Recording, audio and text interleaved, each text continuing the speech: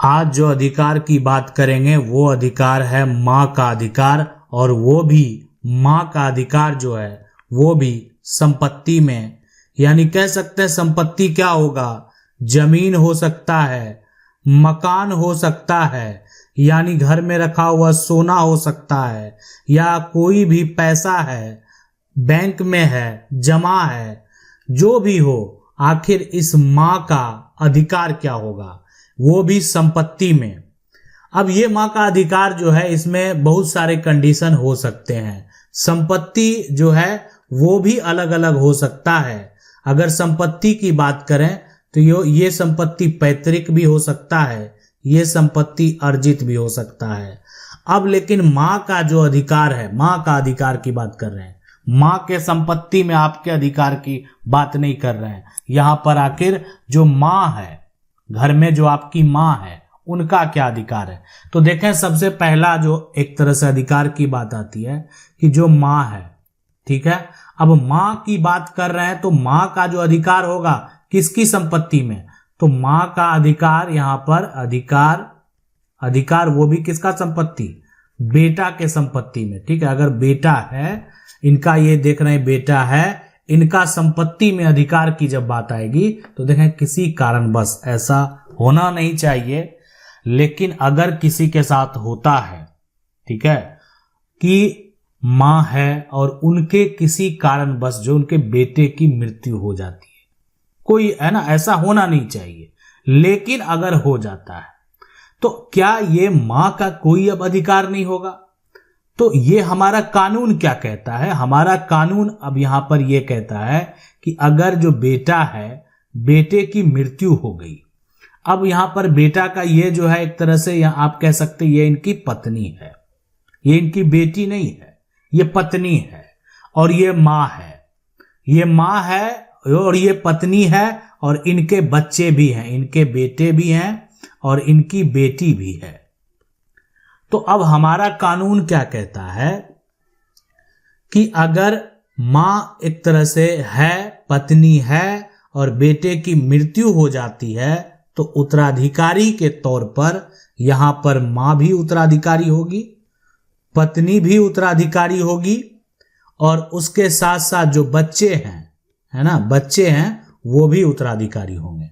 यानी अगर बेटा है तो बेटा भी होगा और यहां पर बेटी भी उत्तराधिकारी होगी, और सभी का अधिकार यानी सभी को समान अधिकार होगा, सभी का जो अधिकार होगा वो समान होगा। कहने का मतलब ऐसा नहीं है कि अब बेटा का संपत्ति है, अब बेटा का मौत हो गया तो पत्नी का सिर्फ हक होगा, माँ का कोई हक नहीं होगा, तो ऐसा नहीं होने वाला। माँ का भी हक होगा उस संपत्ति में, माँ का भी कानूनी अधिकार होगा उस संपत्ति में। अब आपके मन में ये सवाल जरूर होगा कि आखिर ये किस कानून में लिखा गया है कि अगर बेटा का संपत्ति है। देखें, ये कानून में लिखा गया है, यानी अगर बात करें हिंदू उत्तराधिकार अधिनियम की, उत्तराधिकार है ना, अधिनियम, अब इसमें जो है धारा अगर 8 की बात करेंगे, इसके अनुसार क्या है कि यहां स्पष्ट तरीके से कह दिया गया है कि अगर माता पिता जो हैं, है ना, माता पिता वो संपत्ति के पहले उत्तराधिकारी होंगे, ठीक है, यानी माँ। और यहां पर यानी जो है स्पष्ट तरीके से ये वर्णन है कि यहां पर माँ जो होगी वो पहली वारिस होगी, ठीक है, और यहां पर पत्नी का भी हक होगा, ये सभी हकदार है। अगर पत्नी है तो पत्नी का भी हक होगा। अब पिता जो होगा वो संपत्ति का दूसरा वारिस होगा, यानी अब यहां पर जो है जैसे माता पिता दोनों संपत्ति के हकदार होंगे, जैसे हम आपको बता रहे हैं कि माता और पिता दोनों संपत्ति के हकदार होंगे, लेकिन माँ जो है वो पहला वारिस होगी और पिता दूसरा वारिस होगा। पत्नी है तो पत्नी, माता को हक मिलेगा तो पत्नी को भी हक मिलेगा, ठीक है, पत्नी अगर है तो। बच्चे हैं तो बच्चे का भी अधिकार होगा। अब ये तो माँ का जो है बेटे की संपत्ति पर अधिकार की बात होगी, लेकिन एक माँ है, आपकी माँ है, उनका और कहां कहां संपत्ति में जो है अधिकार होगा। तो आपकी जो माँ है, इनके जो पिता हैं, आप कह सकते हैं इनके वो नाना हो गए, ठीक है। तो अब इनके पिता है और इनके नाना है, तो आपकी माँ का जो अपने पिता है उनकी संपत्ति में कानूनी अधिकार है। मतलब सीधी बात यही है कि एक बेटी का पिता की संपत्ति में अधिकार जो है वो समान अधिकार है। एक बेटी जो है वो पिता की संपत्ति की उत्तराधिकारी है और उससे आप उसको जो है अलग नहीं कर सकते हैं। यानी ये बेटी के स्वेच्छा पर डिपेंड करता है, बेटी पिता का संपत्ति लेना चाह रही है, नहीं लेना चाह रही है। कल को जो आप एक तरह से है, ये पिता की संपत्ति है, पिता की जमीन है, आप कह सकते हैं। अब यहां पर पिता की मृत्यु हो जाती है तो इस संपत्ति, ये जमीन का उपयोग जो है एक जो उनका बेटा है वो करने लगता है। लेकिन अगर कल को इस जमीन में जो इनकी बेटी है वो अगर हक मांगती है, मतलब सीधी सी बात है कि जो बेटी है अगर वो हक का दावा करती है तो उसको हक देना होगा। इसलिए कि जितना अधिकार एक बेटा का है उतना ही अधिकार बेटी का भी है। मतलब उस अधिकार से आप उनको वंचित नहीं कर सकते हैं, इसलिए उनका ये कानूनी अधिकार है। तो इसी प्रकार जो है एक जो आपकी माँ है उनका उनके जो पिता हैं उसकी जमीन में अधिकार है और वो कभी भी चाहे तो अपना अधिकार अपने भाइयों से, अपने पिता से या अपने परिवार के जो सदस्य हैं उनसे मांग सकती है और अपना जो जमीन है या कोई अन्य संपत्ति है उसको प्राप्त कर सकती है। अगर सवाल उठता है कि ठीक है, उस प्राप्त करने के क्रम में अगर कोई ना देना चाहे, मान लेते हैं कि जो आपकी माँ है उनके पिता अब नहीं है इस दुनिया में, है वर्तमान में कौन, तो इनका यहाँ पर कह सकते हैं बेटा है और आपकी माँ का जो है यहाँ पर कह सकते हैं ये जो इनका बेटा है वो आपकी माँ का भाई है। तो अब ये जो है यानी सीधी सी बात है कि ये इनके कौन हो गए, आप ये कह सकते हैं कि मामा कहलाएंगे। तो अब आपकी माँ अपने भाई से संपत्ति में हक मांग सकती है। अगर भाई देने से इनकार करता है तो वो इसके लिए सिविल कोर्ट जा सकती है। सिविल कोर्ट में वहां पर जो है आप कह सकते हैं टाइटल का दावा कर सकती है, यानी कि संपत्ति में मेरा अधिकार है, या कोर्ट में बंटवारा यानी पार्टीशन का भी केस कर सकती है, पार्टीशन सूट का भी केस फाइल कर सकती है कि हम भी परिवार के उत्तराधिकारी हैं और हमको जमीन में, मकान में कहीं पर किसी प्रकार का हक नहीं दिया गया। यानी वर्तमान में यही कानून है। अगर आपके माँ के पास कोई भी संपत्ति आता है, ये तो माँ का अधिकार हो गया। माँ तो एक बेटा का भी संपत्ति प्राप्त कर सकती है, कब, जब बेटा का मृत्यु हो जाता है, माँ जीवित है तब ऐसा होता है।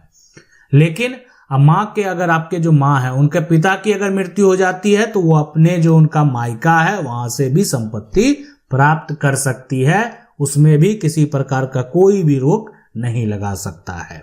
इसके अलावे जो है अभी एक पति के संपत्ति की बात करेंगे, जो एक तरह से आपकी जो माँ है वो आपके पिता का संपत्ति में क्या हकदार है, ये तो बेटा का संपत्ति। तो देखें पिता के संपत्ति में अगर हक की बात करेंगे तो ये अब यहाँ पर इनका जो आपकी जो माँ है और इनके जो पिता हैं, ठीक है, ये कह सकते हैं यहाँ पर इनका पति है, ठीक है, और आपके यहाँ पर पिता हैं, इनका पिता है। तो ये जो महिला है अपने पति का जो भी संपत्ति है, ठीक है, ये कब अधिकार प्राप्त कर सकती है, जब इनके पति का एक तरह से मृत्यु हो जाए। तो मृत्यु के बाद जो भी संपत्ति है, पति का अगर मृत्यु हो जाता है तो ये जमीन में डायरेक्ट हक किसका होगा, महिला का। इस जमीन में हक किसका होगा, बेटा का, ठीक है, यानी इनके बेटा का भी होगा और इनकी जो माँ है उनका भी होगा, ठीक है। तो संपत्ति में इसका जो माँ है उसका भी हक होगा और साथ में उस बेटे का भी होगा, इसलिए कि ये संपत्ति इनके पति की संपत्ति है।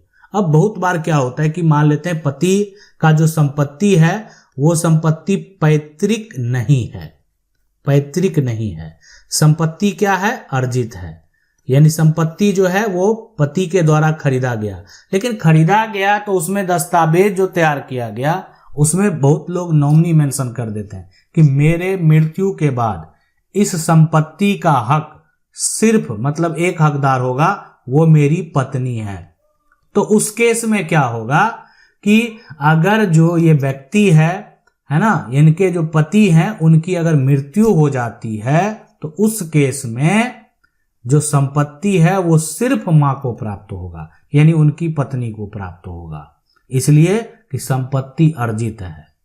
अगर संपत्ति पैतृक होता तो उसकी अगर मृत्यु हो जाती है तो उस केस में मां का भी हक होगा और उनके बेटे का भी हक होगा। तो आप आज जो समझ रहे थे, आज जो जान रहे थे, सबसे बड़ा यहां पर जो है कि सवाल है कि मां के संपत्ति में अधिकार, ठीक है। तो मां का अधिकार कहां कहां हो गया? मां का अधिकार हो गया बेटा के संपत्ति में। मां का अधिकार कहां हो गया? उनके अपने जो आपकी मां है, उनके जो पिता हैं, आपकी मां के जो पिता हैं, उनके संपत्ति में हक हो गया। एक मां का जो हक की अगर बात करेंगे तो उनका जो पति है, आपके मां का जो पति है, जो कि आपके पिता हैं, उनके संपत्ति में भी हक होगा। लेकिन सभी हक के लिए कंडीशन बना हुआ है। अब आपके मन में बहुत सारे सवाल होंगे, आखिर सौतेली मां है, सौतेला बेटा है, या मां का तलाक हो गया है, मां अलग रह रही है, तो किस प्रकार का दावा होगा? ऐसा अगर आपका सवाल है तो आप हमें कमेंट जरूर कर सकते हैं। हम उस पर भी जल्द से जल्द आपको बताने का प्रयास करेंगे कि अगर ऐसा कंडीशन उत्पन्न होता है तो क्या होगा। आशा करते हैं वीडियो अच्छा लगा होगा। वीडियो को लाइक जरूर कर दें। चैनल को पहली बार देख रहे हैं, सब्सक्राइब करके जो बेल आइकन है उसको जरूर दबा लें। मिलते हैं अगले वीडियो में, तब तक के लिए जय हिंद।